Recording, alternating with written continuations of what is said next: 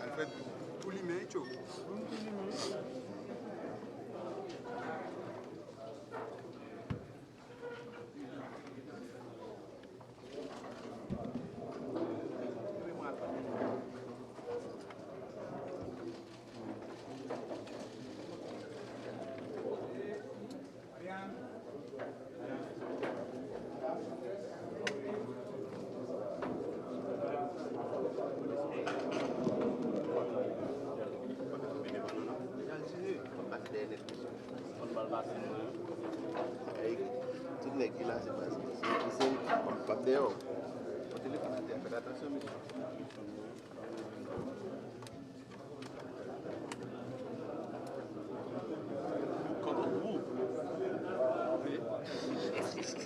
C'est quoi, vous visez? Non, pas pile, pas pile.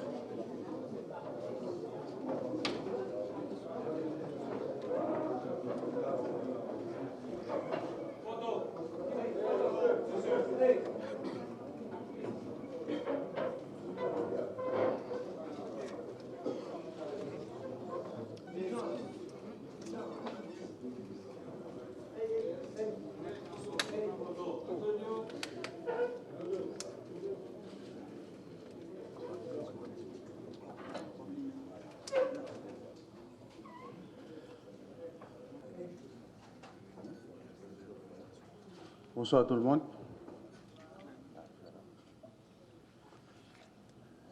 C'est avec beaucoup de plaisir que l'exécutif vous reçoit cet après-midi au Palais national pour la signature d'un accord de sortie de crise entre l'exécutif et le Parlement. C'est un exercice qui n'a pas été facile. C'est 3 semaines de discussion, beaucoup de changements, beaucoup de modifications, beaucoup de tensions. Mais finalement, hier soir, on a pu se mettre d'accord sur un texte final pour permettre au pays de continuer sur sa voie après le 7 février. Voie qui, comme tous nous le savons, ne sera pas facile, mais je crois qu'entre l'exécutif et le Parlement, on est arrivé à se mettre d'accord sur certains points clés. D'abord, la gestion du pays après le départ du président Martelly le 7 février, la poursuite du processus électoral qui a été le 22 bloqué à un niveau, mais je crois qu'on s'est mis d'accord pour reprendre ce processus. Troisième point clé qu'on a pu se mettre d'accord, c'est sur la durée de la transition. Ça sera une courte transition de maximum 120 jours. Et au final, on s'est entendu sur l'installation d'un président le 14 mai. Je vais remettre ces documents pour signature et ensuite, on dira les mots de circonstance.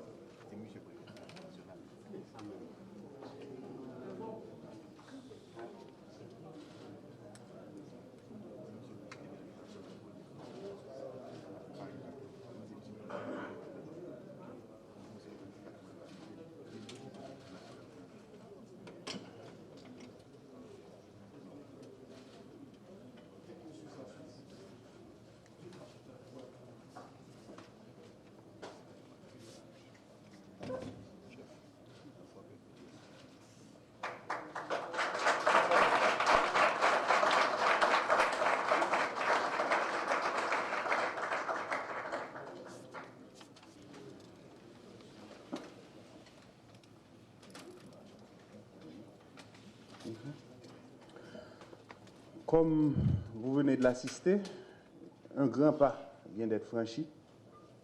Beaucoup de difficultés ont traversé ces pas et je crois que le sénateur Privé ne dira pas le contraire. Ainsi, je l'invite à dire des propos de circonstance.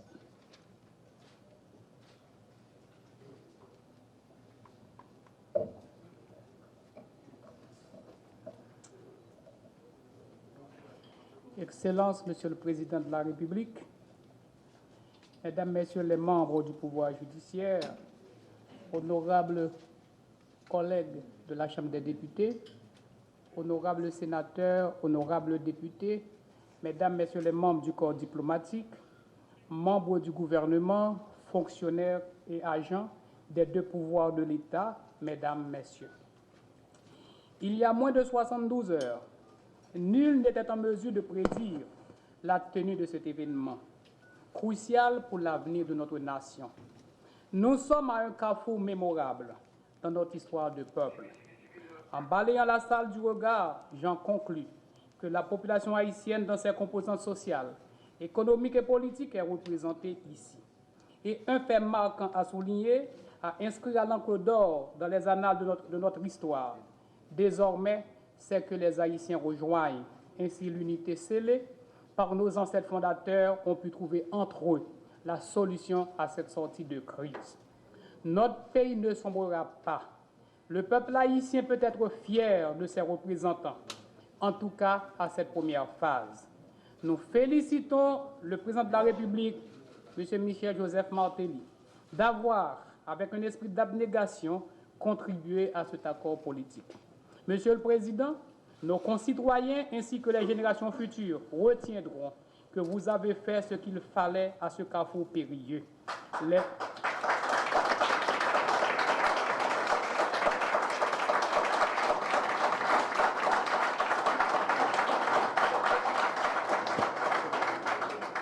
Les tentations furent grandes pour vous pousser à maintenir la confusion, l'incertitude et même pour vous pousser à aller vers le chaos.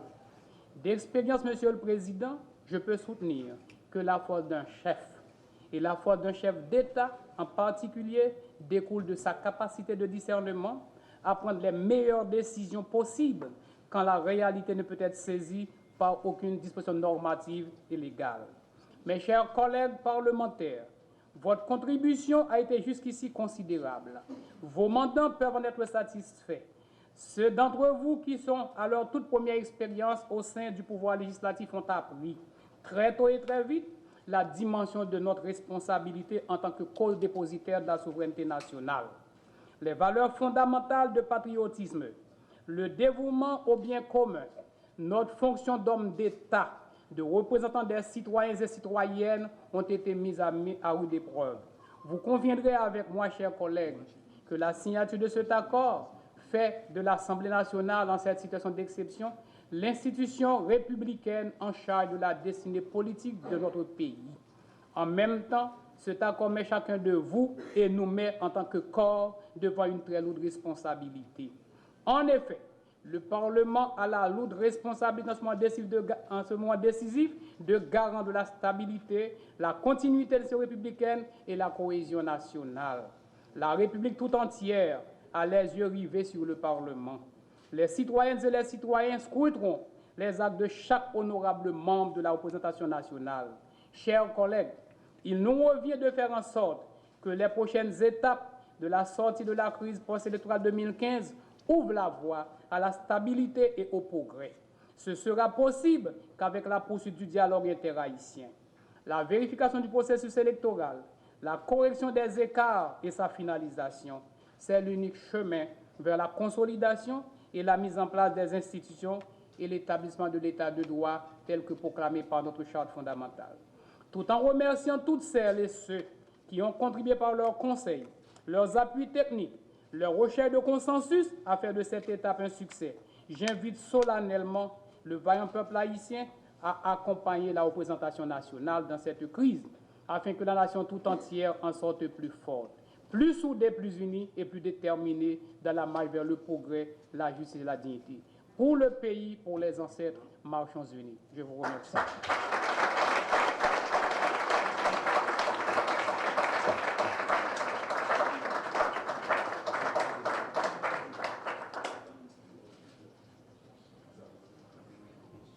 Pour continuer avec cette activité, il y a deux moments importants. D'abord, je vais donner lecture de l'accord et ensuite le président de la République dira les mots de circonstance. République d'Haïti, accord politique pour la continuité à la fin du mandat du président de la République en absence d'un président élu pour la poursuite du processus électoral entamé en 2015. Vu les articles 92, 92.1, 95, 95.1, 98, 98.3, 118, 134.1, 134.2, 134.3, 149, 149.1 de la Constitution de 1987 amendée. Vu le décret 34.1 de la Constitution de 1987 amendée, consacrant la fin du quinquennat du président de la République le 7 février de la 5e année de son mandat. Vu l'article 134-3 de la Constitution de 1987 amendée, disposant que le président de la République ne peut bénéficier d'aucune prolongation de mandat.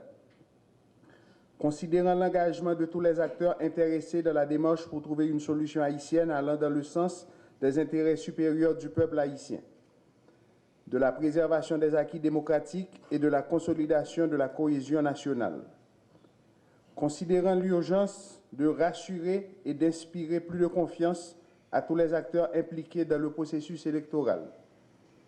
Considérant le dysfonctionnement du Conseil électoral provisoire CEP et la nécessité de le redynamiser en vue de poursuivre le processus électoral. Considérant la fin du mandat du président de la République le 7 février 2016. Considérant l'obligation pour les deux pouvoirs de l'État, codépositaires de la souveraineté nationale, de trouver une solution haïtienne afin d'assurer la continuité de l'État en s'inspirant des dispositions constitutionnelles, en recherchant un large consensus de toutes les forces vives de la nation, en tenant compte de cette situation exceptionnelle. Considérant qu'il est impératif de parvenir à un accord entre les pouvoirs politiques de l'État afin de créer des conditions de stabilité et de paix sociale. Considérant l'entrée en fonction des parlementaires de la 50e législature. Considérant qu'il y a lieu de mettre en place un gouvernement doté de la confiance du Parlement. Après consultation engagée par le président de la République avec les présidents des deux chambres, les représentants des deux pouvoirs politiques codépositaires de la souveraineté nationale se sont engagés à mettre en application ce qui suit. 1. Du départ du président du pouvoir le 7 février 2016. 1. Le président de la République, par devant l'Assemblée nationale, fait une adresse à la nation relativement à la fin de son mandat et son départ du pouvoir le 7 février 2016.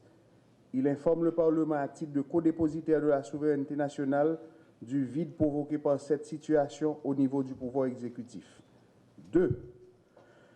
Le président de l'Assemblée nationale, par un message responsif, dit prendre note du message du président de la République et constate le vide présidentiel entraînant le dysfonctionnement du pouvoir exécutif. 3.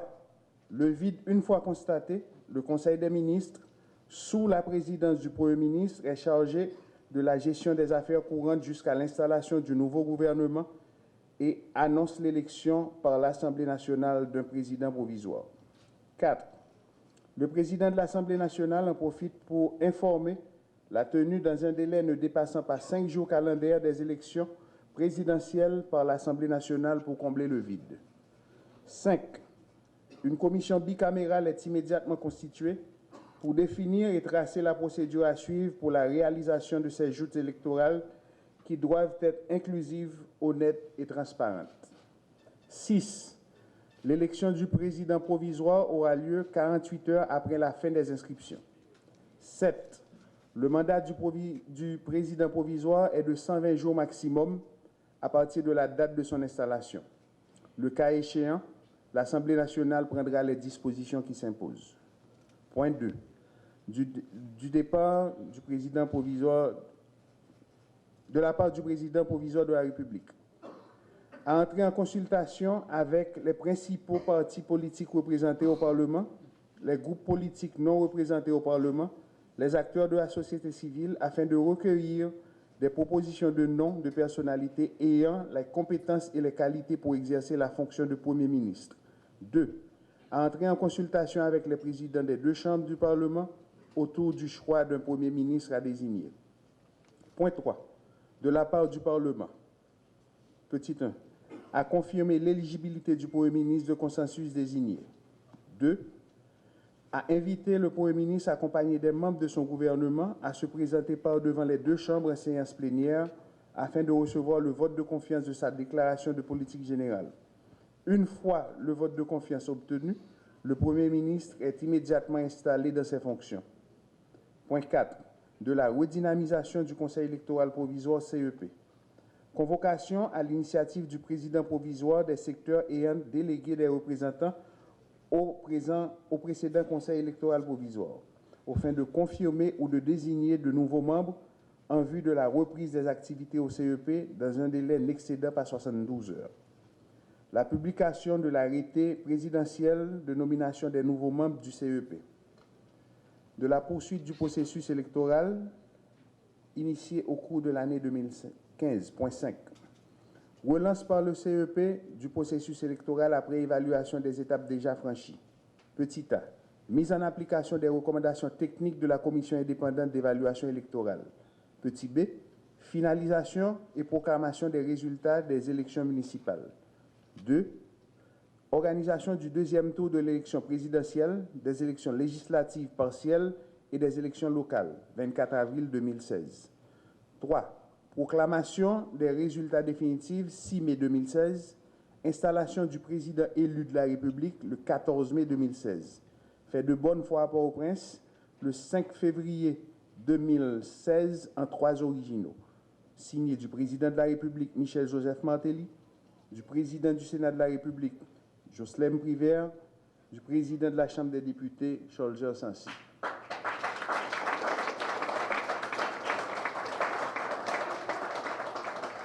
Immédiatement après la cérémonie, nous allons mettre en circulation ce document pour qu'il soit à la portée de tous. J'invite donc le président de la République à dire quelques mots en la circonstance.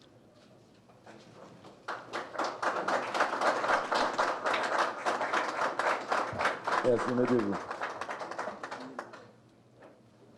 Je salue le président de l'Assemblée nationale, le vice-président, les membres du gouvernement, les ministres, les directeurs généraux, mon chef de cabinet, mes conseillers, les directeurs généraux. Je salue le corps diplomatique. Je salue les honorables sénateurs et députés de la République, la presse. Je dois vous dire que ça n'a pas été facile. Comme je l'avais dit, je n'aurais pas laissé ce pays au 7 février aller vers l'incertitude. Donc on a travaillé sans relâche ces 3 dernières semaines, tous les jours, parfois jusqu'à 5 heures du matin, pour essayer de trouver la bonne solution. Et finalement, quand on négocie, ce n'est pas toujours ce qu'on souhaitait, mais il fallait quand même faire des sacrifices pour permettre à Haïti de sortir de cette impasse. En ce sens, je tiens à saluer les efforts de tous les acteurs, du côté du Parlement, du côté de l'exécutif, le Conseil des ministres, la communauté internationale, tous ceux qui sont restés avec nous, certainement s'assurant que ce soit les Haïtiens qui trouvent cette voie pour la sortie de crise. Ça a été beau quand même hier, puisque autour d'une table, on avait toutes les tendances réunies. On peut parler du Parlement dans ses différentes composantes, les partis qu'on dirait extrémistes, ou face au PHTK, Lavalas, n'importe quoi, mais l'ambiance quand même, c'est une ambiance de frères conscients de la nécessité de trouver un accord pour qu'au 7 février, on ne tombe pas dans du désordre. Et je dois vous dire que malgré cet accord, il faudra rester vigilant parce que faudra prendre en compte qu'il y a certaines gens qui ne se retrouveront pas dans cet accord. Donc pour ça, je demande aux responsables de faire tous leurs efforts pour tenir Haïti dans la stabilité. Je demande aux différents protagonistes, ceux qui utilisent la violence particulièrement, de comprendre qu'à chaque fois qu'il y a de la violence en Haïti, Haïti fait un pas en arrière. Donc c'est important, certainement, la démocratie, c'est ça, de se positionner, de se faire entendre, mais évitons les casses, évitons l'incertitude, évitons de repousser les investisseurs, parce qu'Haïti a besoin d'investissement. Haïti a besoin de réconforter, Haïti a besoin de lancer de se remettre dans une ambiance d'accueil, d'inviter les touristes à venir, les investisseurs. Il faut que la stabilité règne au pays. Et c'est pour ça que même quand moi aussi je pourrais dire que je n'ai pas obtenu ce que je visais, mais je crois que pour Haïti, on a fait de notre mieux. Donc, bon courage, bon travail à tous, à l'équipe qui m'a accompagné pendant mes 5 ans, ceux qui ne sont plus là, ceux qui sont là, ceux qui arrivent à peine, je vous dis que je suis fier de vous. On a fait un bon travail. Et l'histoire nous jugera. Certainement, on est conscient aussi de n'avoir pas fait tout ce qu'on aurait pu faire, surtout avec la situation politique qui règne au pays depuis, la dernière année. Ces derniers jours, même quand j'avais des chantiers à inaugurer, je me suis plus mis à réfléchir sur les questions politiques que sur le développement d'Haïti. Il y a des problèmes urgents, il y a la sécheresse, il y a la reconstruction qui doit continuer, il y a les enfants envoyés à l'école, il y a l'eau potable qui n'est pas disponible, il y a le problème de l'énergie. Donc, en signant cet accord, on permet à Haïti de passer simplement dans une impasse. Mais les problèmes réels, les problèmes sérieux restent. Donc, mettons-nous en travail. Et président ou pas, je serai toujours là pour mon pays. Vous autres faites pareil. Et j'espère qu'on arrivera à de meilleurs jours à l'avenir. Merci.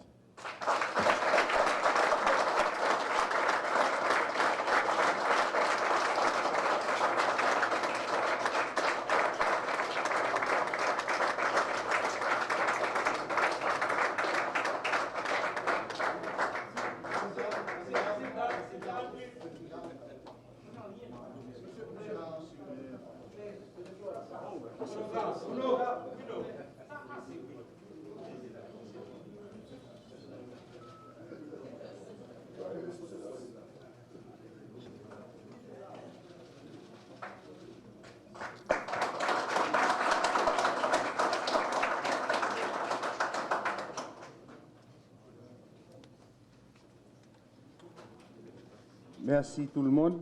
Ici prend fin la cérémonie.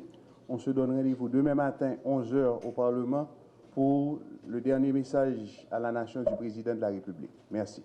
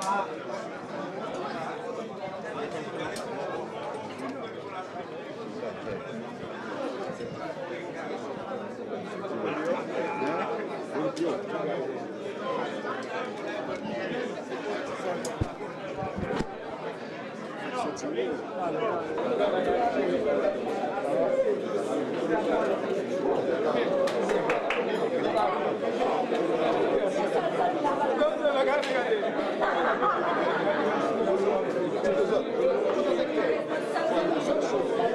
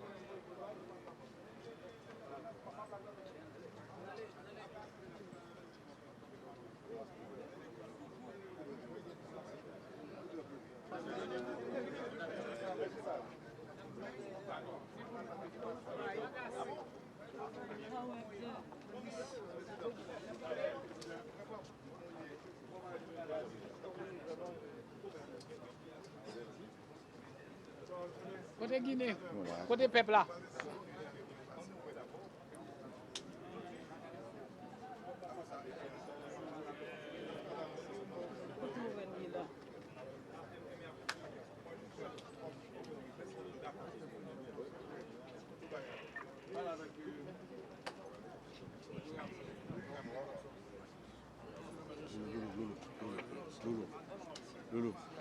Loulou.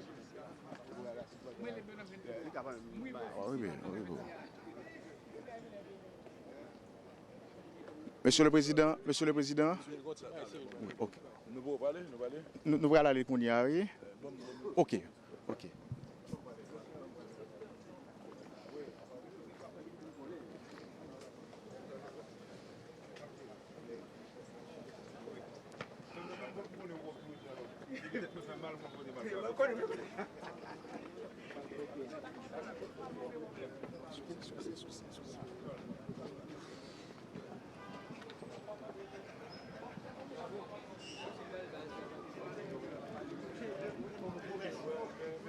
Obligé? Pas président, comment